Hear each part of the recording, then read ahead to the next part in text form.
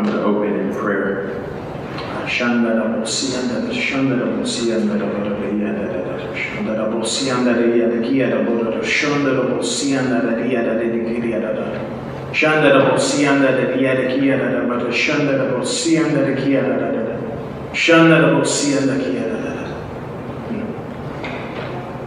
My message tonight comes from two different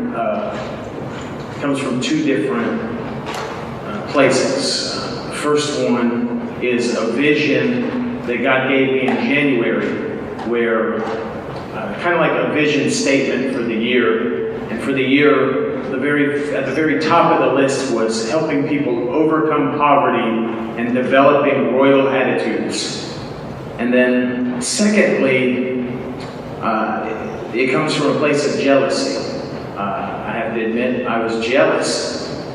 I've always wanted to preach an offering message. And so I get my opportunity tonight to bring to you an offering message, but it also lines up with the vision that God gave me. And the title of my sermon is called Royal to Receive. And really the purpose of it is that in churches you've learned how to give, but I want to teach you today how to receive, because that's a very important royal attitude for you to have. It's important to receive because of who God has made you and who God has called you to be. I got a couple scriptures that kind of lay that out, and you don't have to turn there. I'll just briefly read them. Whoever is a believer in Christ, as 2 Corinthians chapter 5 says, is made a new creation. The old living has disappeared and a new way of life has come into existence. So God has made you a new creation. You no longer can live in things like poverty. And I'll show you a reason why in just a moment. But a scripture that says who God has called us to be. God saved us and called us to be holy, not because of what we had done, but because of his own plan and kindness. That comes from 2 Corinthians chapter 1. And I'm about to break a rule of homiletics. I'm going to run on a quick rabbit trail. And I know you're not really supposed to do that. You're supposed to follow an outline. But I wrote it into my sermon notes. And it's really important that I follow this rabbit trail because it ties in perfectly with something we need to know about royalty.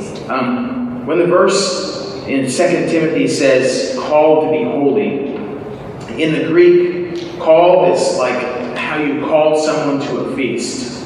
It's like ringing the dinner bell. And in the Greek, holy means like a cherished, loved. So when the verse says God saved us, he called us to be holy, he called us because he loves us.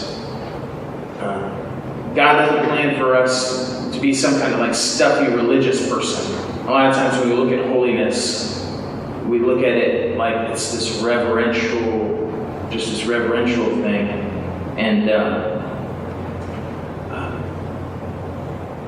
but an I am holy kind of people is like God ringing the dinner bell. And he's saying, kids, the feast is ready. And I made it because I cherish you and I love you. And that insight is important because we're going to look at how we are kings. And we need to know as well that he's dad. We're not just kings, we're also his kids. And so we don't need to look at kings and look at royalty as we're some high, puffed up religious person. We need to look at it from the mindset or the perspective that we're his kids. We'll see that being a king is like the family business.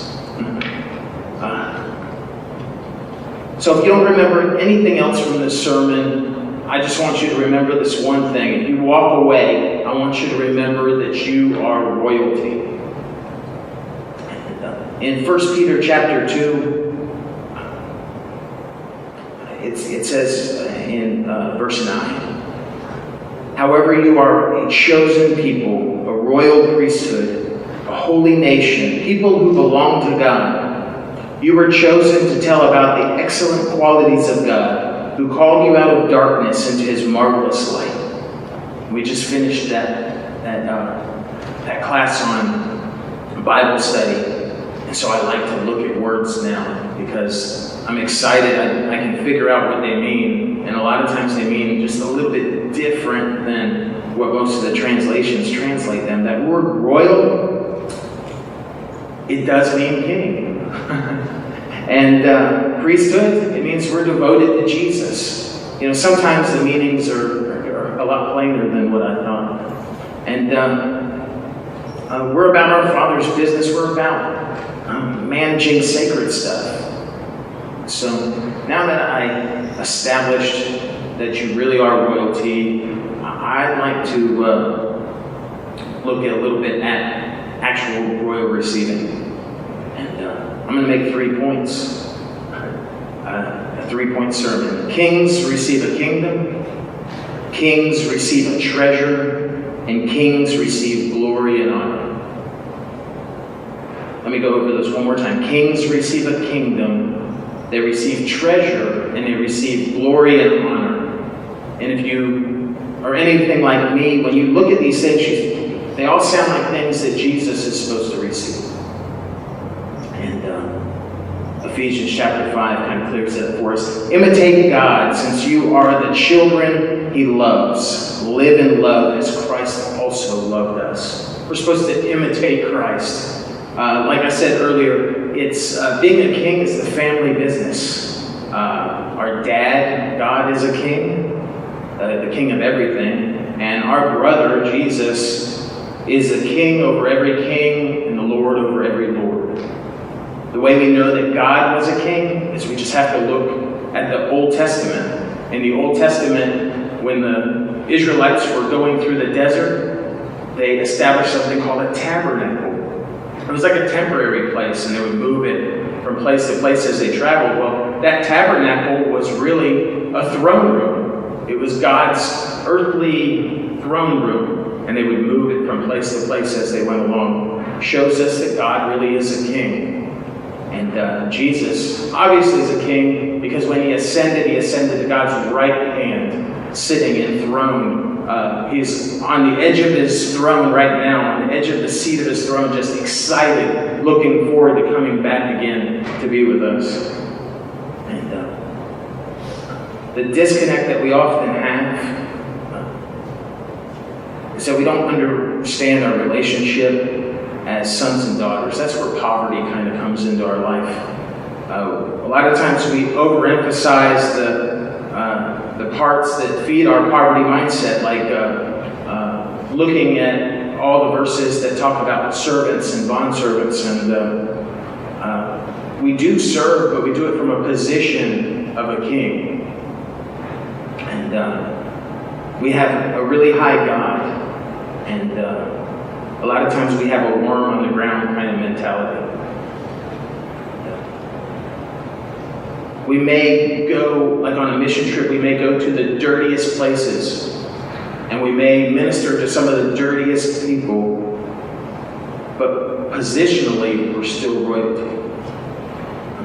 Kings receive a kingdom. God gave the first king, Adam, a kingdom. In Genesis 1, God said, "Let us make Adam in our image, after our likeness, and let him have dominion."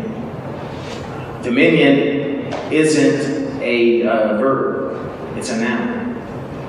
Dominion isn't something like, when we have dominion, it's not like dominion is the thing we do. Dominion is actually a literal thing that we have. It's a territory, it's a place that is to be ruled. And so it's more than a title, it's actually something that we actually literally receive. We receive a dominion. And God gave Adam a dominion, and he told him how to rule that dominion. In the same way, God gave the second Adam, Jesus, a kingdom. But Jesus' kingdom is like bigger, and it's even better. And it's the kingdom that we receive also. And Daniel chapter 7 really lays it out. And there was given the Messiah dominion and glory and kingdom, that all peoples, nations, and languages should serve him. His dominion is an everlasting dominion which will not pass away, and his kingdom is one which shall not be destroyed.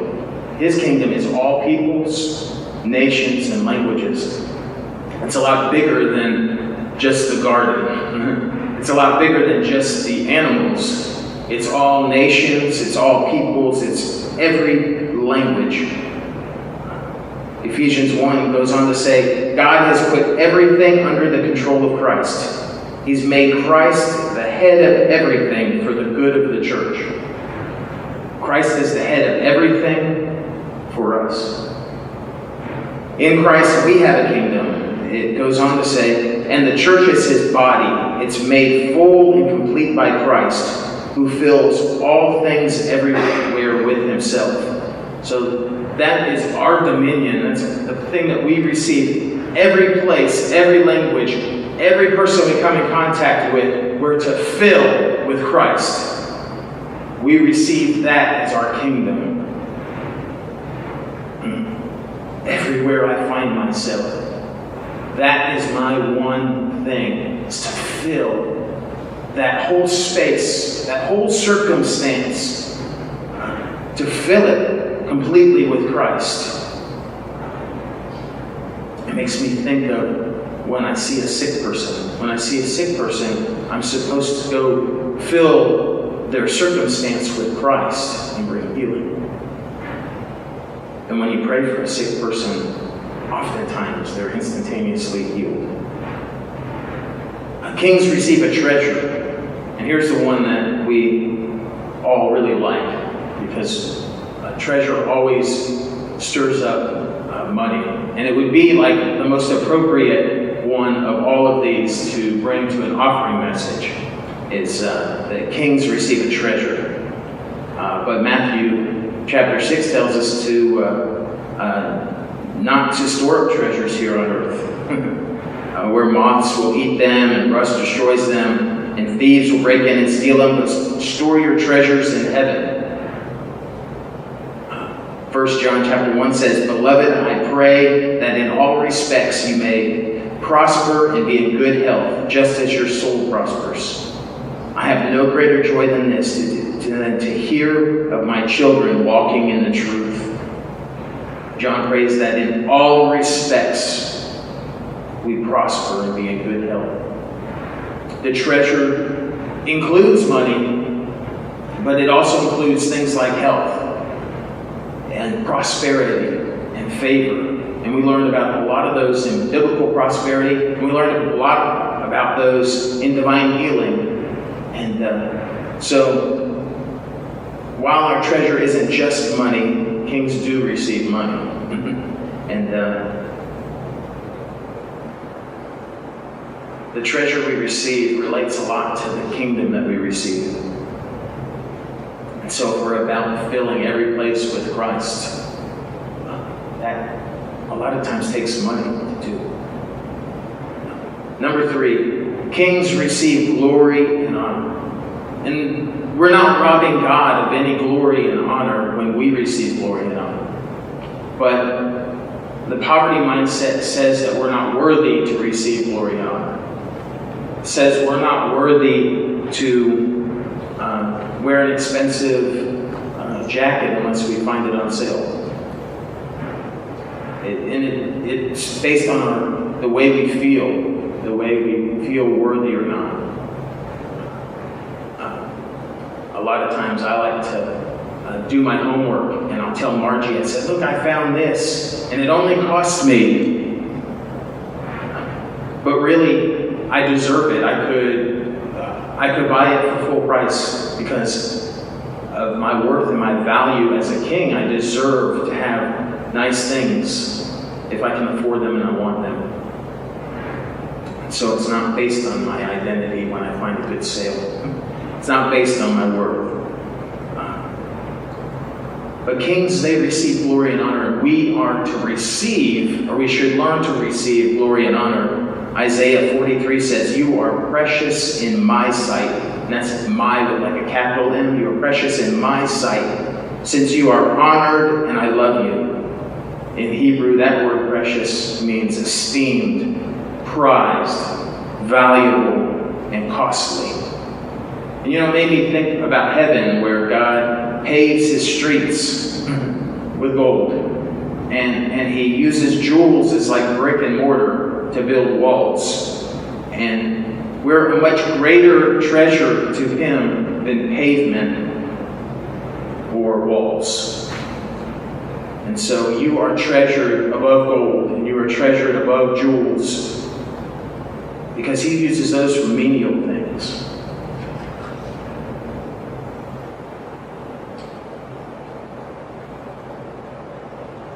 In 1 Peter chapter 5, it's really a word to pastors, but really it's a word to all kings everywhere. It says, "Care for the flock that God has entrusted to you. Watch over it willingly, not grudgingly, not for what you'll get out of it, but because you're eager to serve God." Sounds a lot like love God, love people, serve God, serve people. "And when the great shepherd appears, you'll receive a crown of never-ending glory and honor." As a king, when we serve God, when we serve our subjects, or when we rule, we receive never-ending glory and honor. Kings are leaders, and royalty serves the best interest of the subjects. So, as a person of royalty with a royal attitude, you should be seeking others above yourself. In our case, we live in a larger kingdom than any guy in a castle. We have a massive treasure that makes us more rich, but it also, we have this access to supernatural power, and we receive an eternal reward from Jesus. Finally, brothers, whatever is true, whatever is honorable, whatever is royal, if there's any excellence, if there's anything worthy of praise, dwell on these things. The things you have learned and received and heard and seen in me, practice these things, and the God of peace will be with you. In closing, be an example of royal receiving to others. You're a king. You receive a kingdom. It's every tribe, every nation, every people. And you're supposed to fill all of those with Christ in every circumstance. You receive a treasure, which includes money and power. And you receive glory and honor because you serve others.